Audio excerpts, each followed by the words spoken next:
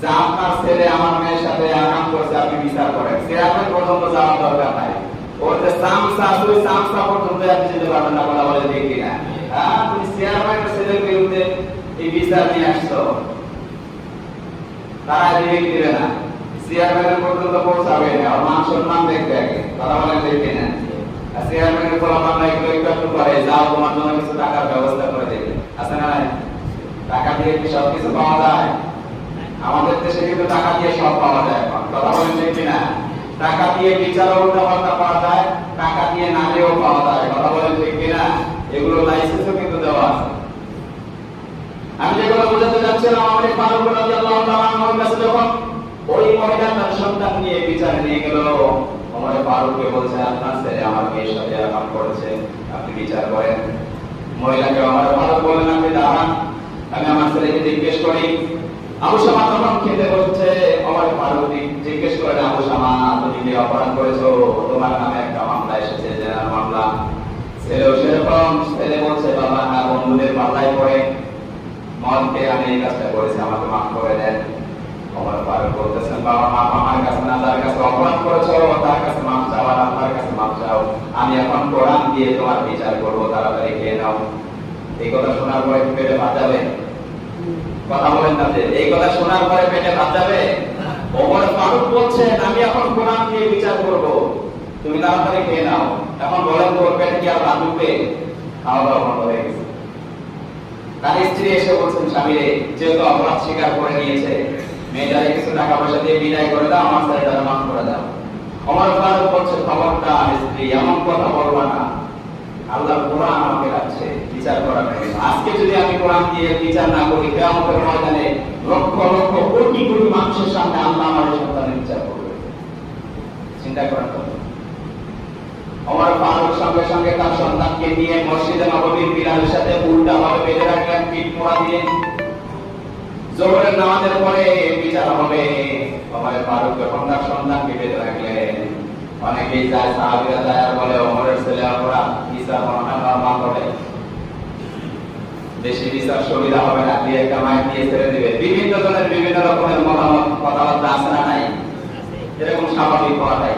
কেন যদি একটা চোর করে, যদি কিছু মাইক ডাক আগেই করার শুরুতে দিয়ে দেয়, পরে যদি পুলিশের হাতে যায়, তখন বিভিন্ন মানুষ মন্তব্য করে, কি করে না, টাকা খেয়ে ছেড়ে দিবে, এর কোনো বিচার হবে না, কয়েকদিন জেলে থাকবে, আবার বেরিয়ে আসবে, এ ধরনের মন্তব্য অনেকেই করে, কথা বলেন ঠিক কিনা?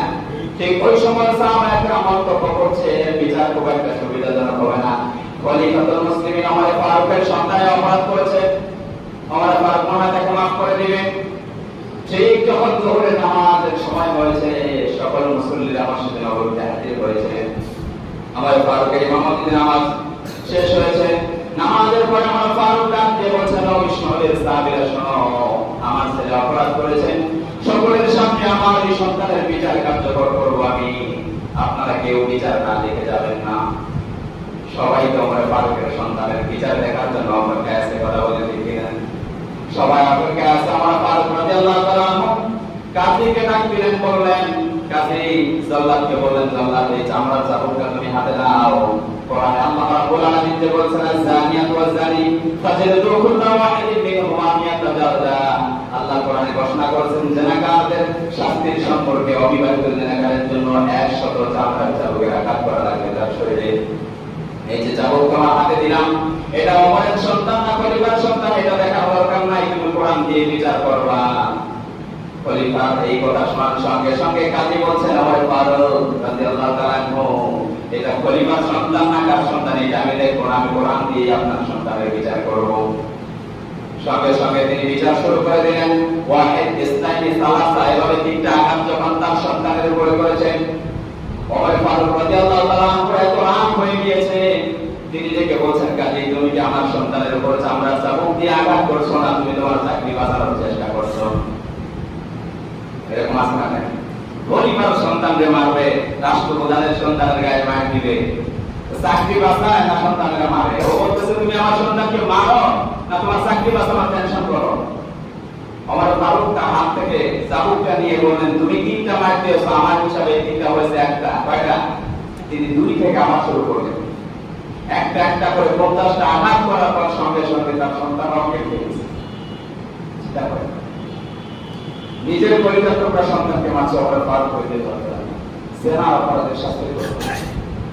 সন্তানকে 50টা আঘাত করার পরে অজ্ঞান হয়ে গেছে, এরপরে স্ত্রী এসে পা জড়ায় ধরছে, স্বামী রে আজকের জন্য আমার সন্তানকে ছেড়ে দাও, বাকি 50টা মার আগামীকালকে দিবা।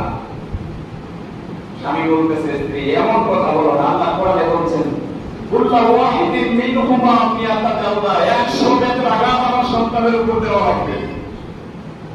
চিন্তা করেন, 50টা আঘাত করার পর সন্তানকে পানি দিয়ে ধরে আমার সুস্থ করে, বাকি আবার 30টা আঘাত করেছে তার সন্তানের উপরে। 30টা আঘাত করার সঙ্গে সঙ্গে তার সন্তান দুনিয়া থেকে বিদায় নিয়েছে। চিন্তা করেন, ওমর ফারুক রাদিয়াল্লাহু তাআলা তার সন্তানকে এমন পরিমাণ আঘাত করেছে চামড়ার চাবুক দিয়ে। 50টা আঘাতে তার সন্তান কেন হয়েছে? 30টা আঘাত করার সঙ্গে সঙ্গে সন্তানরা দুনিয়া থেকে বিদায় নিয়েছে। মোট 80টা আঘাত করার পরে যখন সন্তান দুনিয়া থেকে বিদায় নিয়েছে, নিজের সন্তানকে নিজে গোসল করালেন, নিজে কাপড়ের কাপড় পরালেন, নিজে জানাজার নামাজ পড়ালেন, এরপরে কবরস্থ করলেন। কবরের উপরে আবার চাবুকটা দিয়ে বাকি 20টা আঘাত আবার কবরের উপরে দিলেন। বাকি 20টা আঘাত কবরের উপরে দিয়ে দাগ করে ফেলেন কবরের উপরে।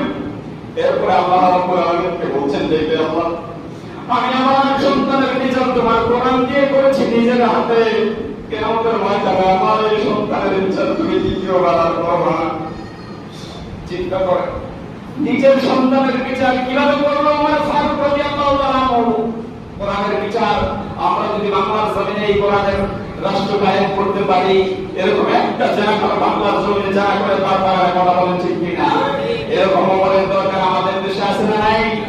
আর আসতে বলেন আছে না নাই? প্রভু তুমি বলেছ রাসূল দেবে না, বলনি দেবে না, বলনি দেবে না, সদরি খালিদ বিজয়ী সমন। প্রভু তুমি বলেছ রাসূল দেবে না, বলনি দেবে না,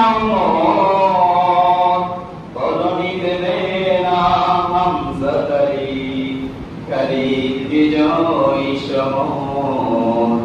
বলনি দেবে না ওমরের যুগ, রাশেদার শেখ না পান, ফিরিয়ে দেবে না আদর্শ মান, কেঁদে কেঁদে আধার রাম, পুনরায় বাঁচাও ওমর খালিদ, গাজু গাথারে ভোর। বলনি দেবে না হামজাতারি খালিদ বিজয়ী সমন। প্রভু তুমি বলেছ রাসূল দেবে না।